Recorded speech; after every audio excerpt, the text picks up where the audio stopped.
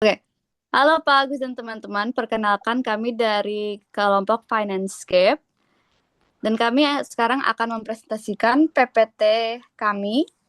Tapi sebelum itu, kami akan memperkenalkan diri terlebih dahulu. Perkenalkan, nama saya Tiara. Nama saya Derik.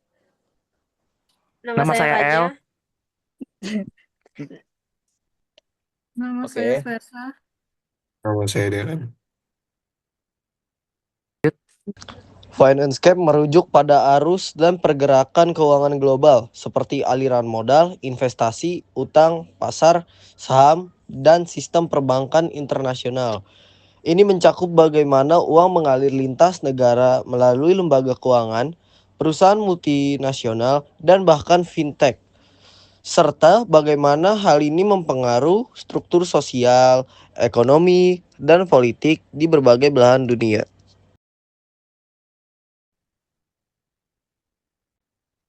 Empathy Map. Di strength ada masyarakat yang mulai berpikiran modern, lalu juga pembangunan ekonomi dan kekuatan lainnya adalah kontribusi kota Jakarta terhadap PDB nasional. Kelemahan dari berita tersebut yang terdapat di berita adalah belum optimalnya pelaksanaan otonomi daerah dan desentralisasi. Lalu, kelemahan berikutnya adalah krisis akses terhadap layanan dasar dan eksploitasi penggunaan air yang berlebihan. Untuk opportunity, ada meningkatkan perekonomian, lalu juga ada memperlancarkan pendistribusian pendapatan ekonomi, dan terakhir pemanfaatan teknologi untuk meningkatkan efisiensi dan efektivitas layanan perkotaan.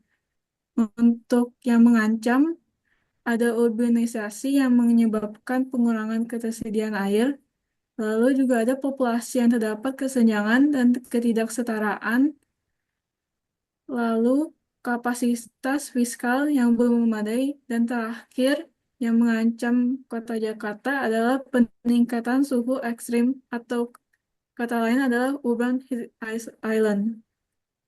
Lanjut.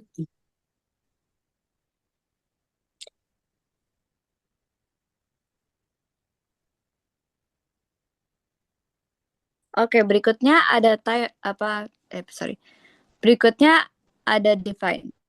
Financescape mengacu pada aliran uang melintas batas-batas politik, seperti aliran lain yang dibahas apa Durai. Fenomena ini telah terjadi selama berabad-abad. Masalah yang kami analisis dari berita sebagai berikut.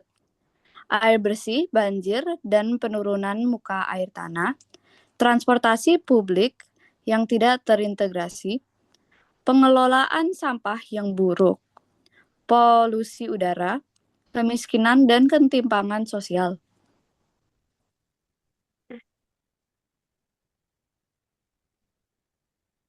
Tiga, ideate. Ideate adalah tahap di mana kita harus membuat ide untuk menyelesaikan solusi. Pertama, kita bisa memfasilitasi inovasi untuk perubahan. Kota-kota perlu menerapkan transformasi berupa intervensi desain dan infrastruktur, termasuk inovasi dalam model layanan kolaboratif dengan berbagai penyedia layanan untuk menutup celah ketimpangan secara lebih efektif.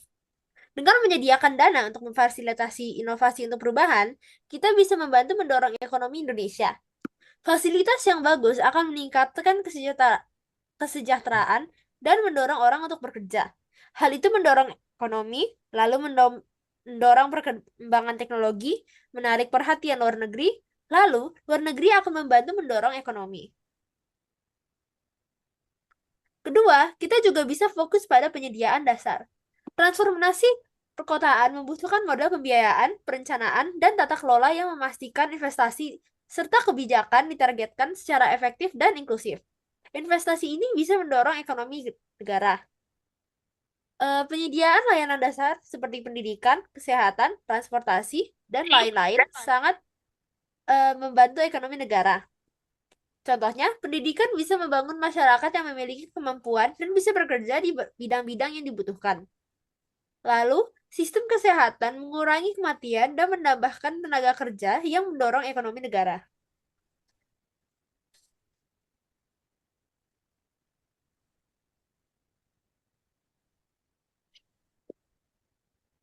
Dan selanjutnya untuk eh, prototype sendiri memiliki makna penyelesaian masalah atas dana yang biasa terjadi ketika kita biasanya berhubungan dengan uang atau kebutuhan baik terencana atau tidak terencana. Sekarang sudah ada 3 contoh prototype yang dapat dilakukan. Yang pertama adalah mengenali masalah keuangan dan jangan panik ketika ada masalah keuangan. Tetap tenang serta identifikasi masalah terlebih dahulu dan sumber daya masalah keuangan yang dihadapi. Sumber masalah keuangan bisa berasal dari pengurangan pendapatan, hutang yang meningkat, ataupun kebutuhan mendesak yang tidak terduga. Hal yang kedua, kita harus membuat anggaran ketat dan memahami sumber finansial. Berikutnya adalah dengan menyusun anggaran yang realistis. Prioritaskan kebutuhan dasar terlebih dahulu seperti makanan, tempat tinggal, dan kesehatan. Pilih juga pos-pos keuangan yang dapat dihemat. Maksud dari pos-pos adalah kita dapat mengatur mana yang lebih prioritas dan tidak prioritas. Kemudian potong pengeluaran yang tidak diperlukan seperti kebutuhan untuk nongkrong, jalan-jalan, dan alokasikan dana tersebut untuk hal yang mendesak. Dan yang ketiga, atur uang. Cek kembali jumlah kredit dan tagihan Anda, atur hutang yang Anda miliki, dan menghubungi kreditur untuk negosiasi ulang syarat kredit seperti penundaan pembayaran, pengurangan suku bunga, atau restrukturisasi utang. Sebab hutang yang menumpuk dan tidak dibayar dengan teratur bisa jadi sumber masalah baru. Next.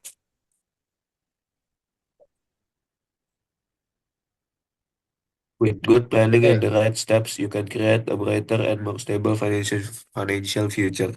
Dalam konteks itu maknanya adalah meskipun aliran keuangan dunia sangat cepat dan kompleks karena pengaruh globalisasi, individu atau masyarakat masih bisa mencapai kestabilan dan kemajuan finansial.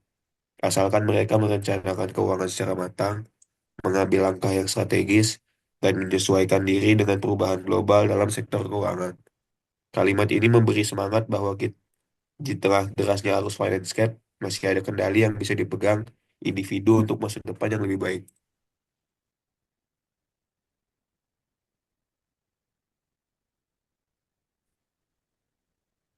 Oke, sekian dari presentasi kami. Terima kasih.